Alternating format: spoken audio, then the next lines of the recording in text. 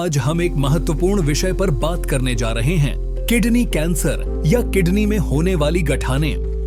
इस वीडियो में हम प्रसिद्ध urologist and cancer surgeon doctor Puneet Tiwari से जानेंगे कि किडनी सिस्ट या गठाने क्या होती हैं, उनके लक्षण, कारण और इलाज के आधुनिक तरीके क्या हैं और रोबोटिक सर्जरी किस तरह से किडनी कैंसर मरीजों के लिए वरदान है।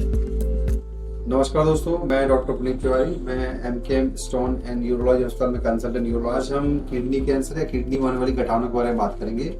किडनी में जब भी किसी पेशेंट को अन्य कारण या किसी कारण से सोनोग्राफी लिखते हैं तो कई बार उसमें कुछ गठाने बिना किसी लक्षण के आ जाती है, जिसमें पेशेंट बहुत घबरा जाता है कि अब ये गठान है तो कहीं मुझे कैंसर तो नहीं है। तो गठाने कई तरह की होती है, मुख्यतः किडनी गठाने 5 तरह की होती है। उसमें पहले दूसरे नंबर की गठाने बिल्कुल सामान्य होती है, तीसरे चौथे पांचवें नंबर की गठाने होती है, उसमें कभी कभी गंभीर बीमारी होने की संभावना रहती है। इसलिए कभी कोई गठान आपके इसमें सोनोग्राफी में आती है कि सिस्ट या गठान है तो उसको हमेशा आसपास यूरोलॉजिस्ट को दिखा लें। पहला गठान जो होती है वो सिंपल सिस्ट होती है, जो कि 90-80% लोग को होती है। उसमें कुछ नहीं, केवल सिस्ट में पानी भरा होता है, लेकिन उसको किसी भी गठान को फॉलो अप करना महत्वपूर्ण है। यदि आपको सोनोग्राफी में आया कि गठान है तो आप 6-6 महीने या 3-3 महीने में सोनोग्राफी करके देखते हैं कि बढ़ तो नहीं रही है, या उस तरफ जिस तरफ गठान है उस तरफ अगर दर्द हो रहा है या कुछ आपको लक्षण लग रहा है तो तुरंत आसपास अपने यूरोलॉजिस्ट से कंसल्ट करें। तो मुख्यतः ये 2 तरह की गठान होती है, एक होती है सामान्य गठान जो कि नॉर्मल व्यक्ति में हो सकती है, और असामान्य मतलब कैंसर गठान। इन दोनों में अंतर कर पाना नॉर्मल बहुत डिफिकल्ट होता है, लेकिन सोनोग्राफी, सीटी स्कैन और अन्य विधियों द्वारा अपन इनको डिफरेंशिएट कर सकते हैं और ट्रीटमेंट उसके अकॉर्डिंगली अपन आगे प्लान कर सकते हैं। किसको ये गठाने हो सकती है, किसको नहीं हो सकती, ऐसा बोलना बहुत मुश्किल है। लेकिन ज्यादातर केस में ये जो एज जैसे से बढ़ती जाती है आफ्टर 40 ईयर में धीरे धीरे उसमें कई तरह की गठाने किडनी अपने आप डेवलप होती है, लेकिन उसमें ओनली 5-10% गठाने ही महत्वपूर्ण होती है। बाकी 90% केस में वो नॉर्मल फॉलो अप करने वाली या रेगुलर चेक करने वाली चीज होती है, इसमें कुछ करना नहीं होता है। तो किसको ज्यादा संभावना है कि इनको कैंसर हो सकता है? यदि कोई स्मोकिंग कर रहा है, बहुत ज्यादा स्मोक करता है, उसको हो सकता है, या पुरुषों में महिलाओं की तुलना में ज्यादा ये कॉमन बीमारी होती है। एज जैसे बढ़ती है, जैसे 50, 60, 70, 80 जैसे एज बढ़ती है वैसे वैसे सिस्ट जो होते हैं, जो गठाने होती है, वो कैंसर में कन्वर्ट होने की संभावना बढ़ जाती है। इसलिए एज अगर ज्यादा है और गठान आ रही तो हमेशा उसको चेक कराएं कि कहीं ये सीरियस चीज तो नहीं। स्मोकिंग है, अगर आप स्मोकर है तो स्पेशली हमेशा आपको बहुत अवेयर सावधान रहना है। तीसरा, यदि जेनेटिक फैक्टर भी होता है कि कुछ लोग को घर में हिस्ट्री की फादर को है बीमारी या मदर को बीमारी है या कि नाना नानी किसी को बीमारी है, इसलिए कैंसर की है किडनी की, तो उसको भी संभावना 20% जानते हैं कि आपको भी ये जो गठान है ये कैंसर वाली गठान हो सकती है।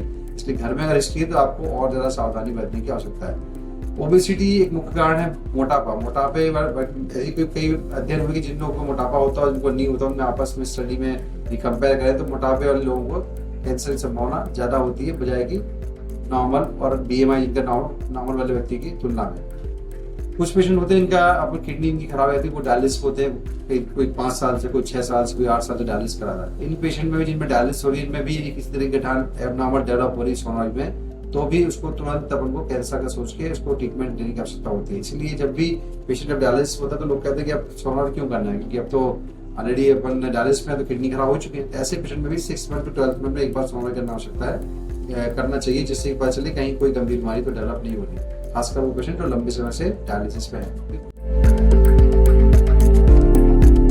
तो लक्षण क्या है इसका, कैसे पता चलेगा कि कैंसर मुझे है? अर्ली स्टेज में जब वो ट्यूमर लेस देन 4 सेंटीमीटर होता है तो उसमें ज्यादातर के लक्षण नहीं आते, या हमेशा इंसिडेंटल फाइंडिंग होती है कि अपन गए किसी और काम से मिल को छोड़ गया, तो गए अपन सोनोग्राफी प्रोस्टेट के लिए सोनोग्राफी करने गए थे लेकिन मिल गया अपन को कैंसर। तो अर्ली स्टेज में प्रोस्टेट किडनी कैंसर पकड़ में नहीं आता है, ये अचानक किसी दूसरे कारण सोनोग्राफी करने में आ जाता है। लेट केस में जब वो ट्यूमर बड़ा हो जाता है तो हमेशा चूंकि किडनी दाएं और बाएं फ्लैंक में रहती है, तो वहाँ दाएं या बाएं से दर्द होना, या पेशाब में खून का आना, भूख न लगना, या फीवर हल्का बना रहना, या एक कमजोरी या बहुत वीकनेस बढ़ा रहना, ये सब लक्षण आ सकते हैं। और अगर बीमारी फैल गई है, जैसे मान लो कि हड्डी में चली गई, बोन में चली गई, तो बोन में पेन हो सकता है, लंग में चली गई तो कफ आया, कफ में खून निकल सकता है। ये सब लक्षण बहुत लेट स्टेज के होते हैं जब बीमारी बहुत ज्यादा फैल चुकी होती है। तो आखिर अगर मान लो अपन ने सोनोग्राफी पता लगे कि ट्यूमर है, तो इसको आगे वर्कअप कैसे करना है, कैसे पता करेंगे कैंसर है कि नहीं कैंसर। तो इसमें आजकल इमेजिंग स्टडी या सीटी स्कैन बहुत अच्छे आ गए हैं। तो सीटी स्कैन में हम देखते हैं कि इसमें एक HU यूनिट का एक मेंशन होता है। HU यूनिट से क्या पता चलता है कि वो उसमें खून की सप्लाई कैसी है। अगर HU यूनिट बहुत ज्यादा आ रही है कंपेयर टू नॉर्मल किडनी से ज़्यादा आ रही है ट्यूमर में, तो इसका मतलब एक खून की मात्रा सप्लाई ज़्यादा हो रही है, इसका मतलब से कैंसर होने की संभावना ज़्यादा है। सीटी स्कैन एक मुख्य इन्वेस्टिगेशन चीज़ है जिससे पता चल सकता है कि ये कैंसर है और कैंसर नहीं है। सीटी स्कैन आजकल जैसे आपको सिस्ट आ रहा था, सीटी स्कैन करने में कोई नुकसान नहीं, तुरंत आप सीटी स्कैन करके देख लें कि बीमारी हो सकती है या नहीं हो सकती। कई बार हमें लगता है कि ये फैल चुका है या बहुत बड़ा ट्यूमर है, तो उसमें पैट स्कैन भी कराते हैं, लेकिन पैट स्कैन का रोल तभी आता है जब बहुत लेट स्टेज में बीमारी डायग्नोस होती है। तो sonography, CT scan, PET scan तीनों टेक्निक का अलग यूज है, अलग उपयोग है, अलग अलग उसकी उपयोगिता है, इसलिए क्लिनिशियन डिसाइड करता है कौन सा आपके लिए बेहतर होगा। अब इसकी आउटकम की बात की है, तो आपको मतलब किडनी कैंसर हो गया है तो अब उसमें डरने की बात नहीं कि मुझे कैंसर हुआ, मैं पता नहीं क्या होगा। तो आउटकम अगर देखा जाए तो अन्य कैंसर की तुलना में किडनी कैंसर का आउटकम बहुत अच्छा होता है, इस समय से इसको डायग्नोस कर लो और समय से ट्रीटमेंट ले लो।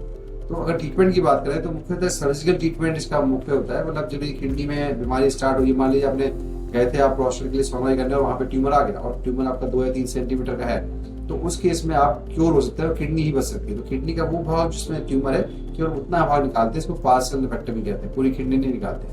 लेकिन ट्यूमर बहुत बड़ा है, 15 सेंटीमीटर 16 सेंटीमीटर पूरी किडनी फैल चुका है, तो फिर रेडिकल नेफ्रेक्टोमी ये पूरी किडनी निकालना पड़ सकता है। लेकिन सर्जरी इसका मुख्य इलाज। सर्जरी भी आजकल 2 तरह से होती है, एक होती है ओपन सर्जरी, ऑलमोस्ट बंद हो चुकी है। लास्ट 10 ईयर में हमने अपने सेंटर में लेस देन 1% लोगों में ओपन सर्जरी की होगी, 99.9% लोगों की अवस्था ओपन सर्जरी की नहीं पड़ती है। तो लैप्रोस्कोपी करते हैं और अब रोबोट आ गया है, तो रोबोट से बहुत ही प्रिसाइज और बहुत एक्यूरेट ट्रीटमेंट होता है और बीमारी की छूटने की संभावना लगभग खत्म हो जाती है। और यदि जो बीमारी आपकी किडनी निकलने वाली होती है लैप्रोस्कोपी में या ओपन टेक्निक में, रोबोट से उसको अपन किडनी को बचाने की संभावना बहुत ज्यादा बढ़ जाती है। यदि ओपन या लैप्रोस्कोपी या कीहोल सर्जरी जब अपन ऑपरेशन करते हैं तो उसमें अगर चांस है कि 90% चांस है किडनी निकलेगी, तो वो चांस 50% कम हो जाता है रोबोट से। इसलिए रोबोट का किडनी कैंसर में बहुत उपयोग है और हम रोबोटिक सर्जरी रेगुलर करने लगे।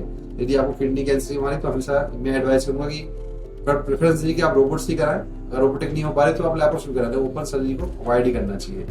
तो रोबोट से आपकी किडनी के नॉर्मल टिश्यू बचने की संभावना बहुत ज्यादा बढ़ जाती है कंपेयर टू ओपन सर्जरी। यदि मान लीजिए बीमारी लेट डायग्नोस हुई है और लंग में या लिवर में फैल गई, तो भी किडनी कैंसर में ऐसी घबराने वाली बात नहीं होती। इसमें आजकल टारगेट थेरेपी और इम्यून थेरेपी आ गई है।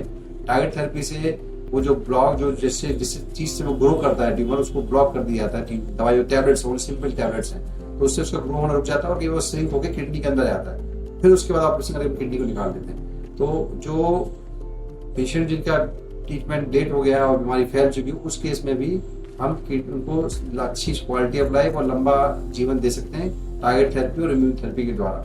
तो यदि आपको एक बीमारी आ रही है, सोनोग्राफी में कोई गठान आ रही है, तो उसको सबसे इम्पोर्टेंट चीज़ है कि आप उसको इग्नोर ना करें। और अगर मान लो आप कहीं दिखा नहीं पाए डॉक्टर को, तो रेगुलर 1.5-2 महीने में सोनोग्राफी करके चेक करते हैं कहीं बढ़ तो नहीं रहा है, और बढ़ता है तो तुरंत अपने यूरोलॉजिस्ट कंसल्ट करें। और ये क्यूरेबल बीमारी है, ठीक हो सकती है और पूरा जो नॉर्मल आपका जीवन वही जीना है आपको।